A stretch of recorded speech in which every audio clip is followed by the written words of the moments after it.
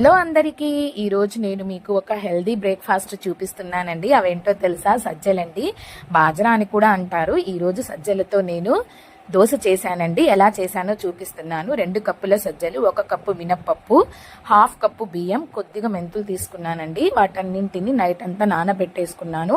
ఎప్పుడైనా సరే మనం మిల్లెట్స్ని నానబెట్టేటప్పుడు 8 అవర్స్ నానబెట్టాలండి. అప్పుడే వాటిలో ఉండే పోషకాలు మనకి లభిస్తాయి. ఆరోగ్యానికి కూడా చాలా మంచిది. పిండి ప్రిపేర్ చేసుకున్నానండి. కొద్దిగా సాల్ట్ వేశాను. పిండి ప్రిపేర్ అయిపోయింది. నెక్స్ట్ పెనం మీద దోశ వేసానండి. కొద్దిగా ఆయిల్ వేసాను అంతే. క్రిస్పీగా కాల్చుకున్నానండి. చాలా చాలా క్రిస్పీగా వచ్చింది దోశ. చాలా టేస్టీగా కూడా ఉంది.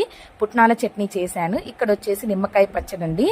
నాకు దోశ పచ్చడిలోనే ఇష్టం అండి. నాకు పచ్చడి చాలా ఇష్టం. ఎప్పుడైనా సరే దోశ నేను ఆవకాయలోనే ఎక్కువగా తింటానండి.